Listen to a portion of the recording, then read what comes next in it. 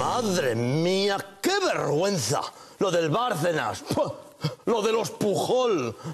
Es que no hay un pan de net. Ah, mira, una foto mía. A ver qué me he roto hoy. El caso Urdangarín salpica al rey. Ya empezamos. Cada semana lo mismo. Va a caer una gorda. Necesito taparme con algo. Esto. Ah, mira, la Constitución. Está vieja, pero servirá.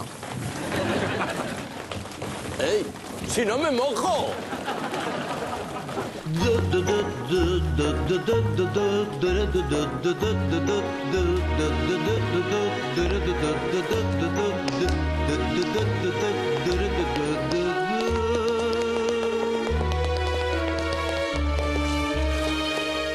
Cae mierda sobre el rey, cae mierda sobre el rey, pero yo no me mancho, me ampara la ley.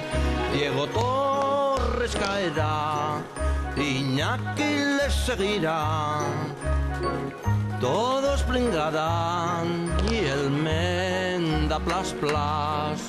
¿Quién me iba a decir que Marichalar de entre mis dos yernos sería el normal? Y aunque salga en 1000 mails, no me llamará el juez. No hay huevos porque yo soy el rey. Mierda sobre el rey. Da, da, da, da, da, da.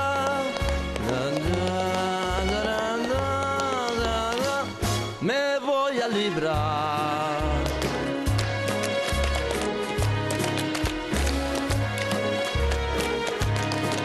Me libro porque yo soy el rey.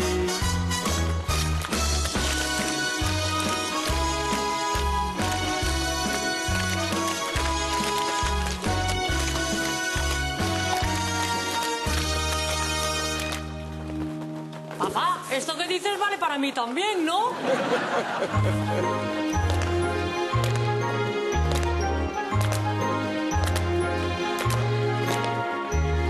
Me libro porque yo soy el rey.